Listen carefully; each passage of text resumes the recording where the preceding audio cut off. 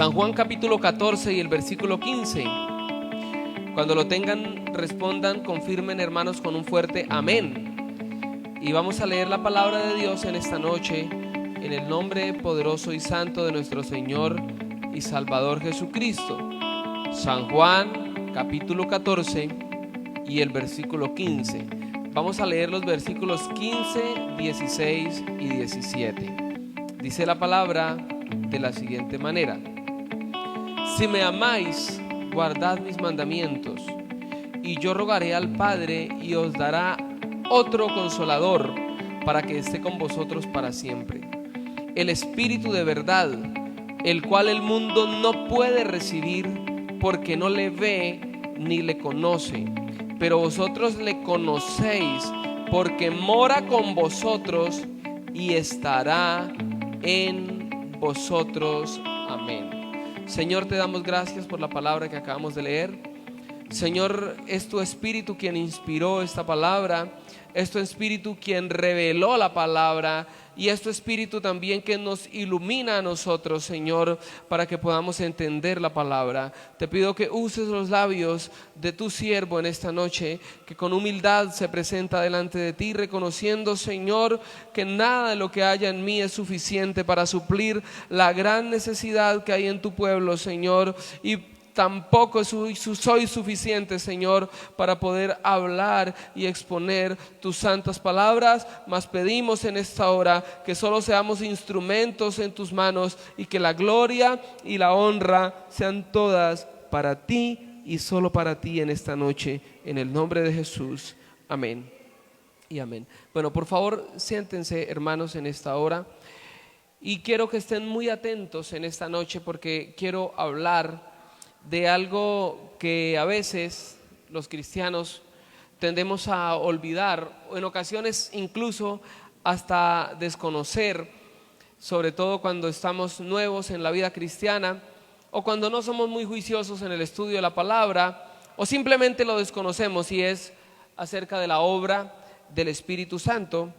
Hay tanto que hablar acerca de eso, pero voy a hablar a tocar solamente algunos puntos acerca de la obra del Espíritu Santo.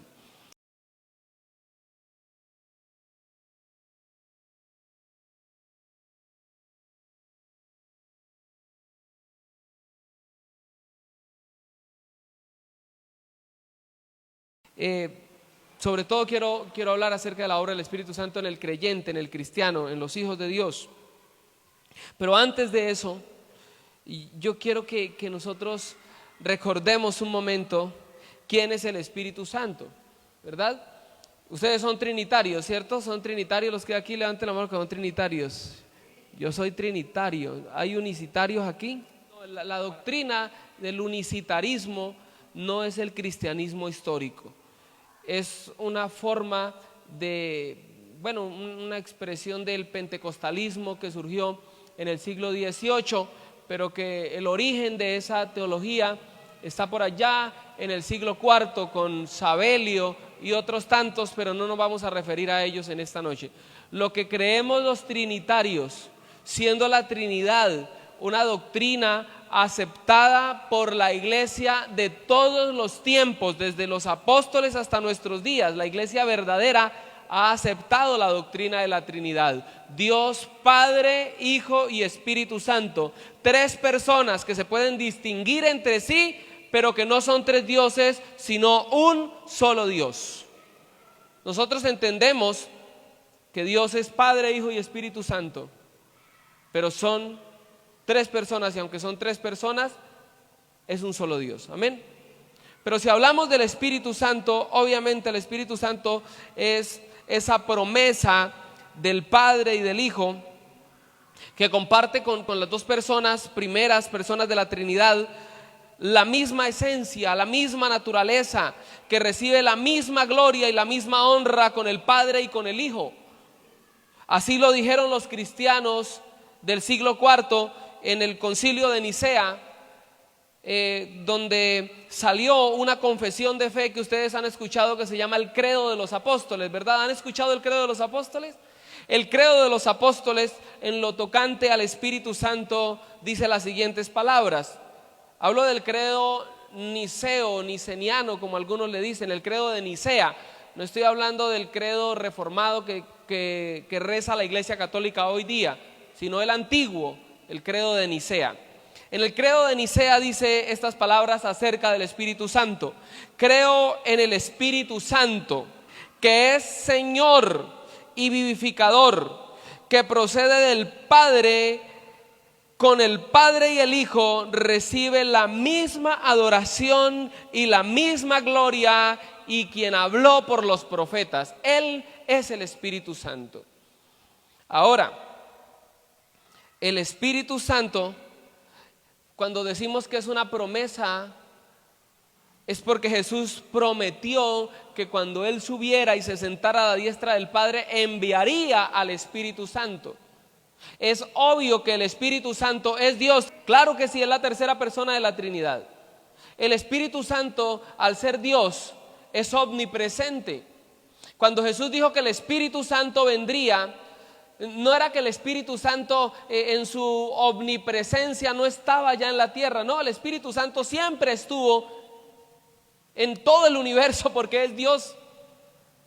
Pero lo que Jesús está diciendo es acerca del ministerio del Espíritu Santo, la presencia especial del Espíritu Santo, el Espíritu Santo obrando en la plenitud de su ministerio aquí en la tierra.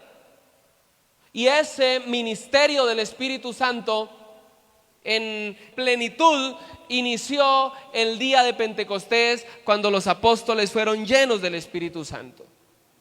Lo que la Biblia llama la venida del Espíritu Santo, que en sí es el inicio del ministerio en plenitud del Espíritu Santo. Porque en el antiguo pacto el Espíritu Santo obraba en los profetas, pero lo hacía no de manera constante, sino que ocasionalmente Él venía sobre algún profeta, sobre algún ministro, como por ejemplo cuando venía sobre Sansón.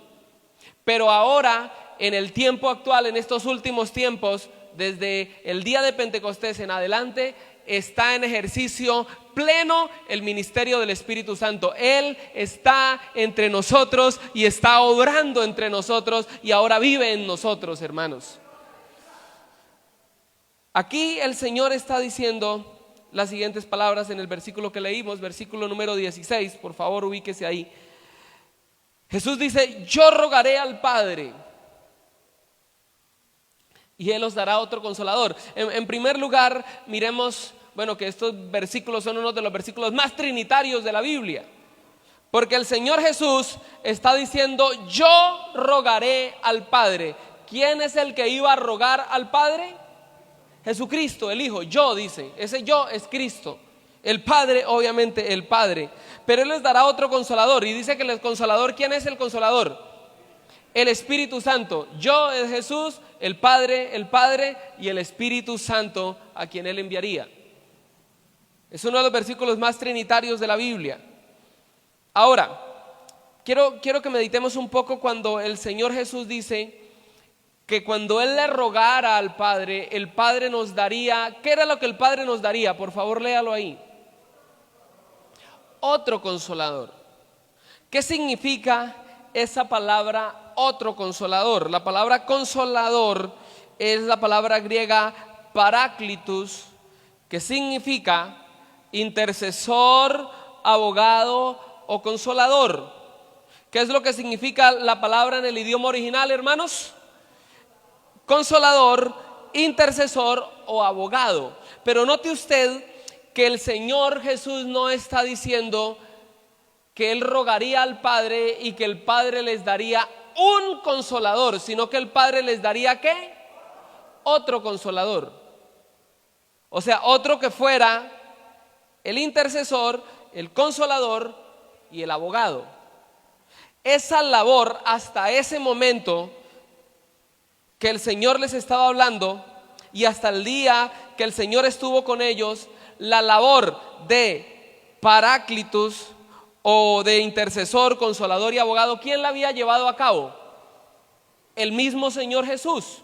Pero lo que les está diciendo es que Él rogaría al Padre y les daría otro que hiciera lo que Él había hecho hasta ese momento, que era consolarlos, interceder por ellos y abogar por ellos. En otras palabras, el Espíritu Santo vendría a hacer con los apóstoles y con la iglesia en general lo que el Señor Jesús ya venía haciendo. Eso significa, cuando Jesús dice les daré o les dará el Padre, os dará otro consolador. Ahora, el versículo 17 obviamente nos dice quién es ese que haría la obra que Jesús venía haciendo: el Espíritu Santo. Quiero decir algo acá, porque es que según la Biblia, ese otro consolador, ese que iba a continuar la obra que Cristo venía haciendo, es el Espíritu Santo. Por esa razón, nosotros no podemos aceptar la doctrina católica romana que dice que el Papa es el vicario o el reemplazo de Cristo.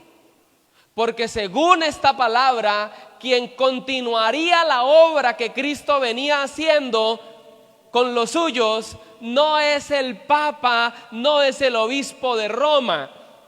El que continuaría y que de hecho ha continuado la obra con aquellos que somos de Cristo es el Espíritu Santo. El vicario de Cristo, el reemplazo de Cristo es el Espíritu Santo y no es el Papa de Roma, ni ninguna otra persona. El reemplazo de Cristo es el Espíritu Santo. ¿Estamos de acuerdo o no estamos de acuerdo? Bueno, si alguien no está de acuerdo, pues no es que está en contra de nosotros, está en contra de lo que la Biblia dice. El Espíritu Santo es el vicario de Cristo. Ahora, dice el versículo 17 que el mundo no lo puede recibir. El mundo no le puede recibir. O sea, mire, hay muchas de las cosas que los cristianos creemos que hacen que la gente nos mire como excluyentes, como arrogantes, como orgullosos, y esta es una de ellas. Nosotros, por ejemplo, decimos que solamente en Jesucristo hay salvación. Y la gente dice, no, pero es que yo con mi religión me puedo salvar. Qué pena con usted. Con su religión no se puede salvar. Su religión ni mi religión salva a nadie. No hay otro nombre dado a los hombres en quien podamos ser salvos sino en Jesucristo, punto.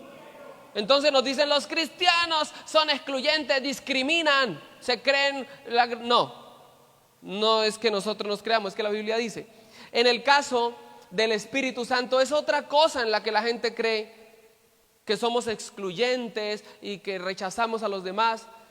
Pero ¿qué podemos hacer si la Biblia dice que el mundo no puede recibir al Espíritu Santo porque no le ve, no le conoce? El Espíritu Santo no es algo que reciben todas las personas. El Espíritu Santo es algo exclusivo que tienen los hijos de Dios.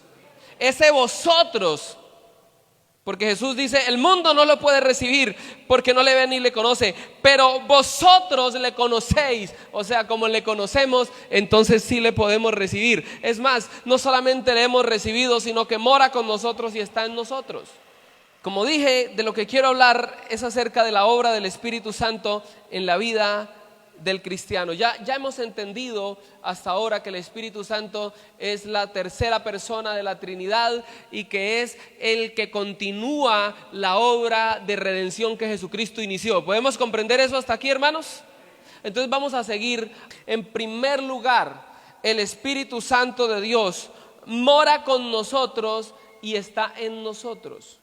El versículo que leímos, el 17, cuando dice que el mundo no le puede recibir porque no le ve ni le conoce, pero dice que nosotros sí le conocemos. Le decía el Señor a los apóstoles, vosotros sí le conocéis porque mora con vosotros y estará en vosotros. Miren estas dos palabras o estas dos expresiones. La primera es que el Espíritu Santo mora con nosotros. ¿Qué significa que mora con nosotros? Aquí, entre nosotros, en medio de todos nosotros está el Espíritu Santo.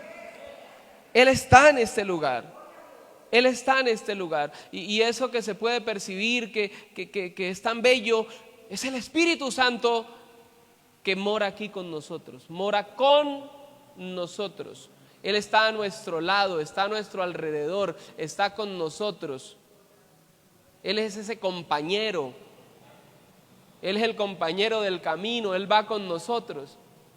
Pero ahora hay algo más profundo todavía, porque no solamente mora con nosotros, sino que estará ya no con, sino en vosotros. Sí comprende, hermano, lo profundo de esto, que el Espíritu Santo no solamente está aquí, sino que está en mí. El Espíritu Santo mora en mí, mora en mí, mora en usted que es hijo de Dios. No en el mundo, no, en los hijos de Dios. En ellos mora el Espíritu Santo, está en nosotros, dentro de nosotros. Ha hecho de nuestra casa, o de nuestro corazón mejor, su casa. Ha hecho de nuestra vida su morada. El Espíritu de Dios mora dentro de nosotros. ¡Qué bendición, hermanos! ¡Qué bendición! Ahora, yo creo que ustedes ya saben acerca de cuando decimos que el Espíritu Santo mora con nosotros y en nosotros, que la obra que el Señor comenzó en nuestra vida la comenzó a través de ¿quién? Del Espíritu Santo. Ninguno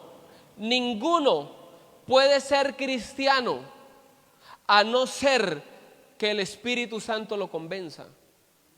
Ustedes saben que Jesucristo dijo en San Juan capítulo 17 y el versículo 6, que él dijo: yo a la verdad os conviene que yo me vaya, les dijo el Señor a los apóstoles. Cuando dice os conviene que yo me vaya, está hablando de que cuando él iba a sentarse a la diestra del Padre, que iba a ser glorificado. Dice: porque si no me fuere el Consolador, otra vez el Paráclitos, el Espíritu Santo, no vendría a vosotros, mas si me fuere, os lo enviaré.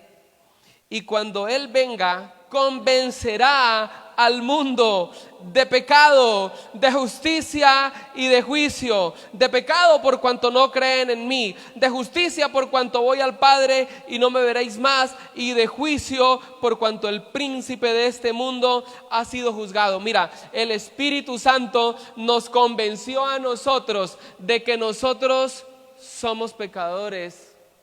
Sí, Señor.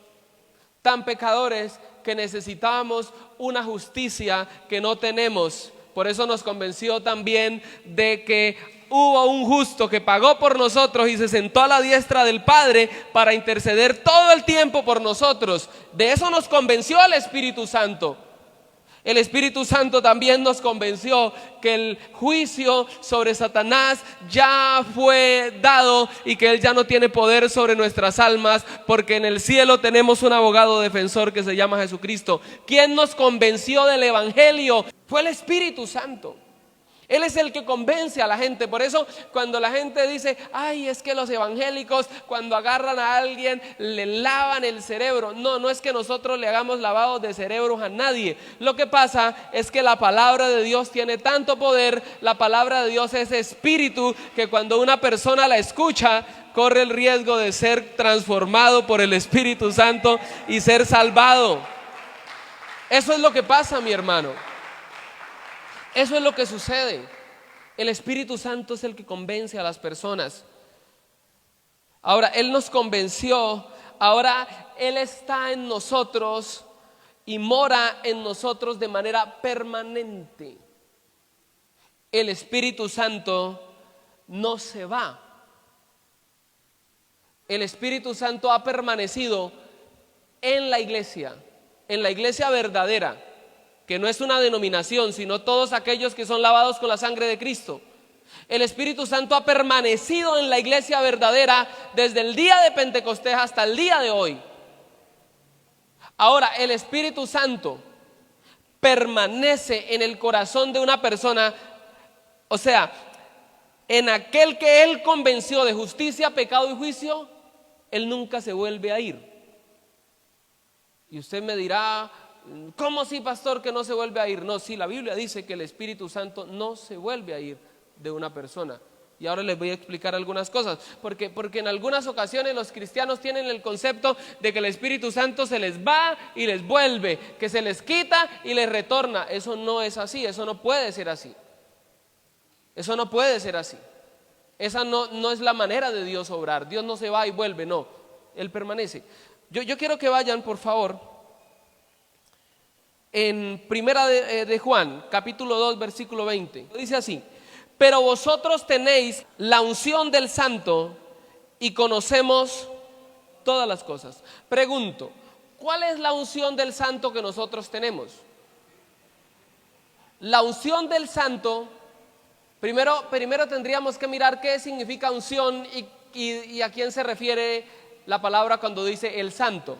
La unción es el Espíritu Santo y el Santo es Cristo. O sea, la unción que había en Cristo, ¿cuál era la unción que había en Cristo? El Espíritu Santo. A los profetas, a los sacerdotes y a los reyes del antiguo pacto los ungían ¿con qué? Ese aceite que simbolizaba al Espíritu Santo. Pero ¿a Jesús lo ungieron con aceite o no? No, a Jesús no lo ungieron con aceite. Porque es que los símbolos se vieron antes de Cristo. En Jesús ya no se ven símbolos, sino que se ve lo verdadero. Él no fue ungido con aceite. Y válgame Dios, hermano, esa ungidera con aceite que tiene la iglesia de hoy día, todos lo quieren ungir con aceite. Ungen la casa con aceite, ungen la moto con aceite, ungen el carro con aceite, como si el Espíritu Santo no hubiera venido. El aceite era un símbolo del Espíritu en el antiguo pacto. En el nuevo pacto, ahora Jesús dice lo siguiente. Miren, no pierdan Primera de Juan 2:20, porque ahora vamos a leer ahí un poco más. Pero en Lucas capítulo 4 y el versículo 18 Jesús dice cuál era la unción que él tenía. Él dice: el Espíritu del Señor está sobre mí. ¿Qué era lo que estaba sobre él? Aceite de oliva, olivas machacadas. Lo que estaba sobre Jesús era el mismo Espíritu Santo.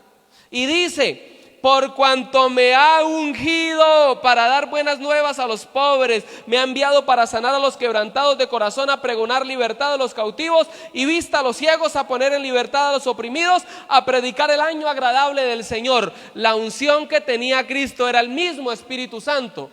Ahora dice Juan que usted y yo tenemos la unción del Santo, o sea que nosotros tenemos la misma unción que tenía Cristo, que es el Espíritu Santo. Ya no necesitamos que nos echen aceite en la cabeza. No, usted tiene la unción del Santo. La unción del Santo es el Espíritu de Dios que mora en usted. Usted está ungido.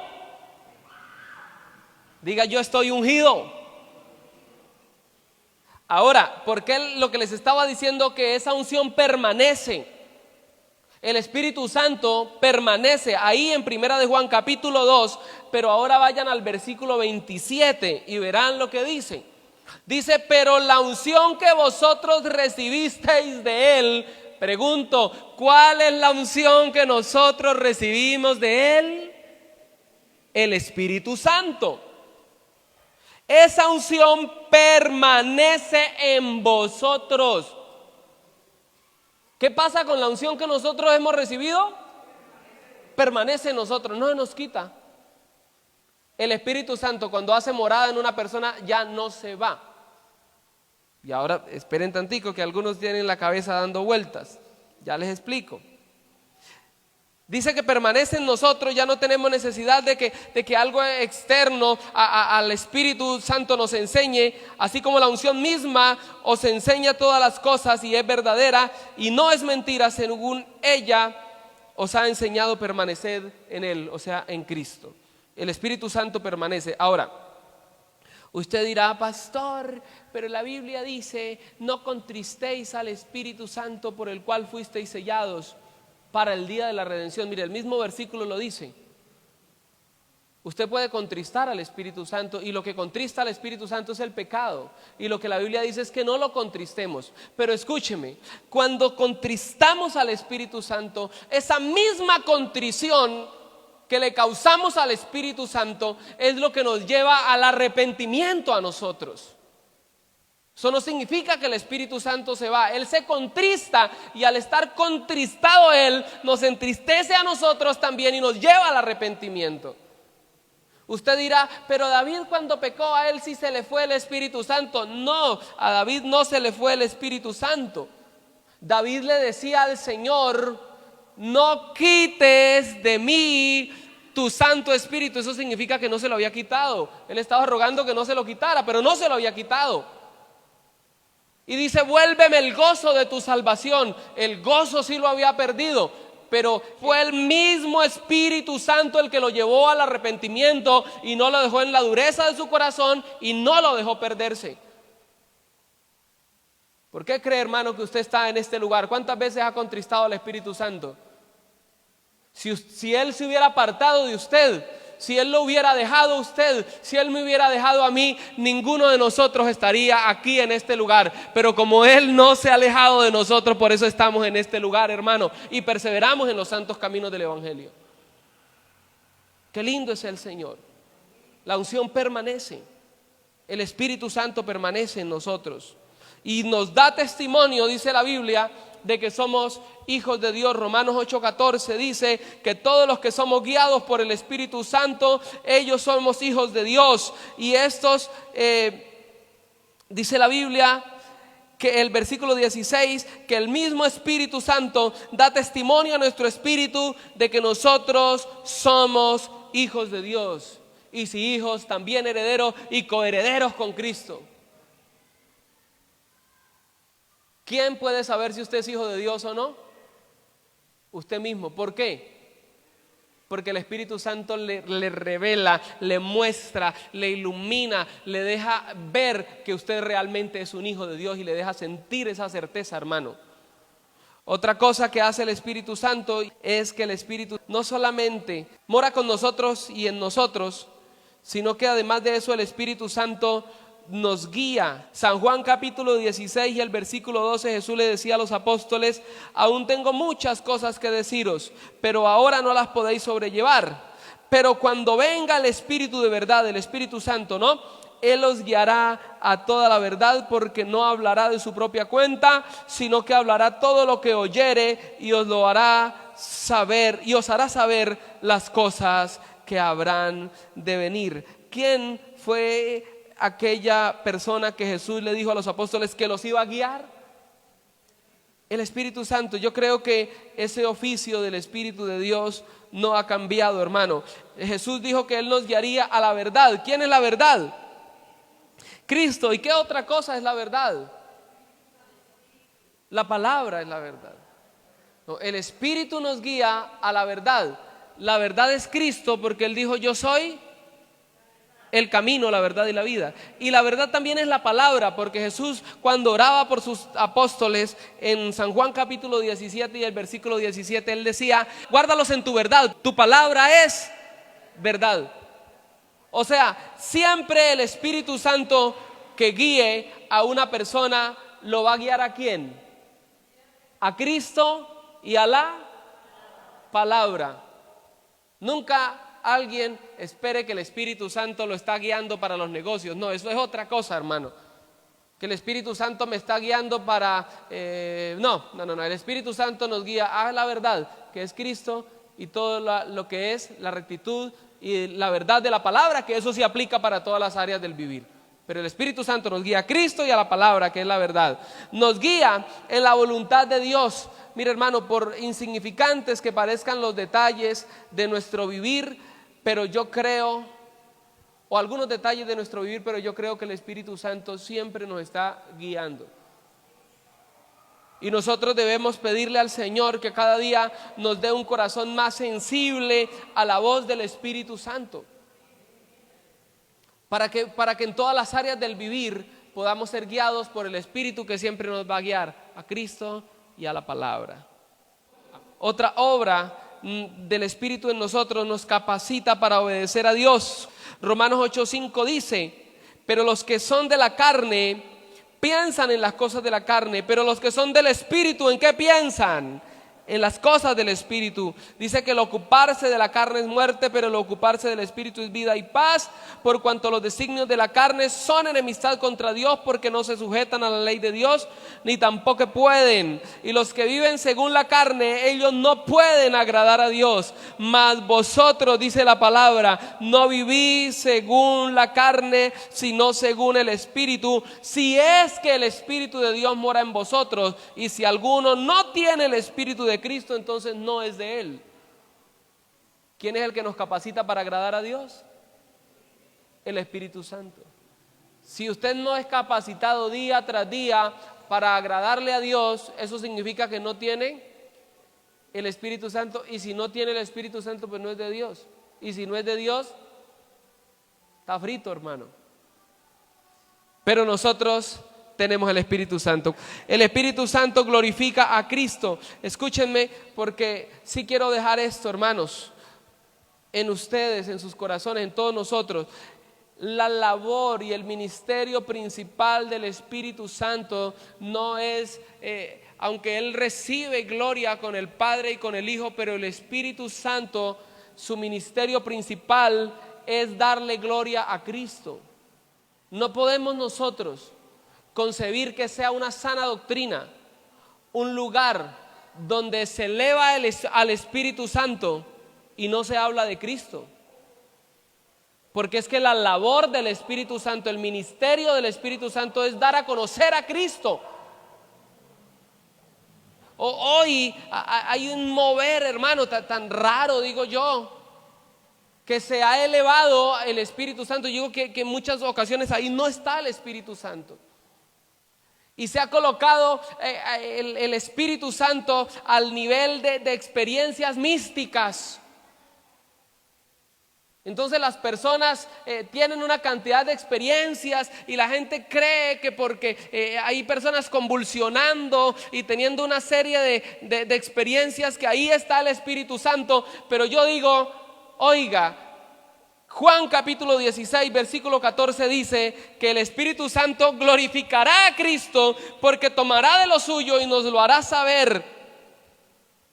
El ministerio principal del Espíritu Santo es glorificar a Cristo. Cuando ocurren todas esa clase de actividades y de experiencias y yo no miro a Cristo por ningún lado, yo lo digo abiertamente, hermano, eso no es el Espíritu Santo. ¿Por qué? Porque el Espíritu Santo está interesado en glorificar a Cristo. Porque es que cuando Él toma de lo de Cristo y nos lo hace saber, Él está glorificando a Cristo y entonces la gente puede ser salvada. Y esa es la obra del Espíritu Santo. Dígame, ¿de qué sirve que una cantidad de personas estén convulsionando y teniendo unas experiencias así, de esa naturaleza, y que no sepan quién es el Señor Jesucristo? Eso no puede salvar a nadie, hermano. Pero yo estoy seguro que cuando exponemos con fidelidad la palabra de Dios, ahí está el Espíritu Santo convenciendo a las personas para traerlas a la salvación que solamente está en Cristo. La obra del Espíritu consiste en primera medida en que Él va a glorificar a Cristo. Otra cosa que hace el Espíritu Santo es que nos ayuda en la oración.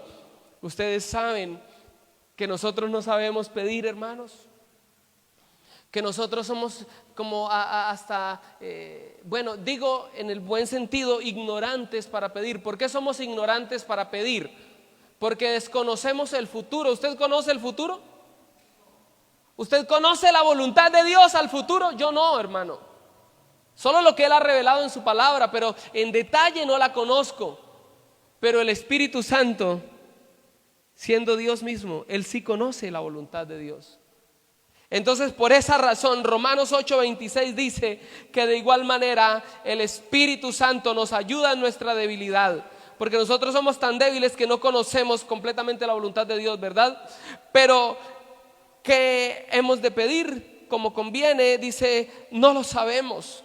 Pero el Espíritu mismo intercede por nosotros con gemidos indecibles. Mas el que escudriña los corazones sabe cuál es la intención del Espíritu, porque conforme a la voluntad de Dios intercede por los santos. Usted sí sabía que cuando usted se postra a orar, hay alguien que está intercediendo por usted, en usted, es el Espíritu Santo, el que conoce la voluntad del Padre, y el Padre que conoce la intención del Espíritu. Entonces el Espíritu Santo intercede por nosotros conforme a la voluntad de Dios. Y termino con esto.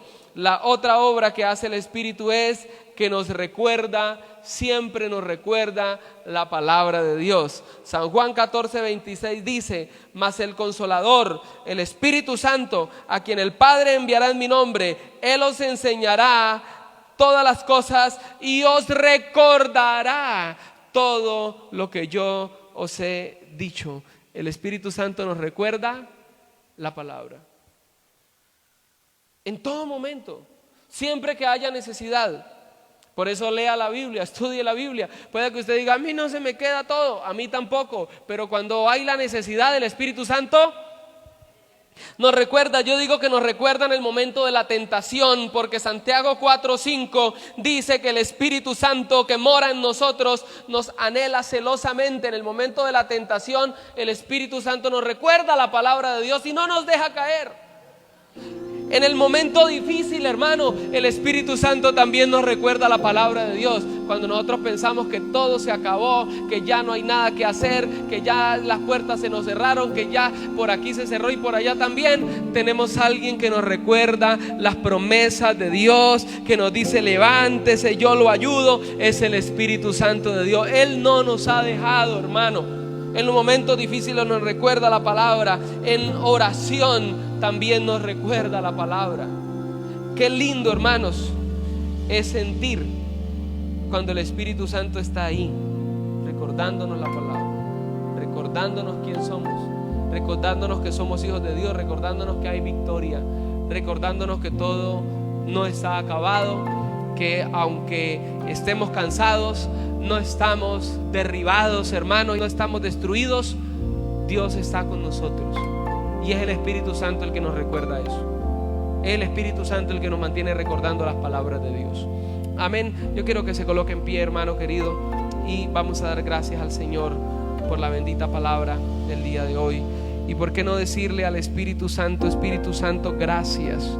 Gracias por estar entre nosotros, por morar con nosotros, pero también por morar en nosotros, en mí. Dile: gracias, Espíritu de Dios. Levanta tu voz, mi hermano, en esta hora y vamos a darle gracias al Señor. Señor y Padre, yo te agradezco. Yo te agradezco por enseñarnos en esta noche la palabra. Yo te agradezco por enseñarnos en esta noche, por aconsejarnos, Rey de la Gloria. Yo sé, Señor, que aunque mis hermanos, alguno de ellos esté pasando por duras pruebas, por duras situaciones en este momento, hay alguien que le está recordando cuán valioso es. Hay alguien, mi hermano, que te está recordando en esta noche que Él está contigo, que no estás solo, que Él te ayuda, que aunque todos te hayan abandonado, Él está contigo.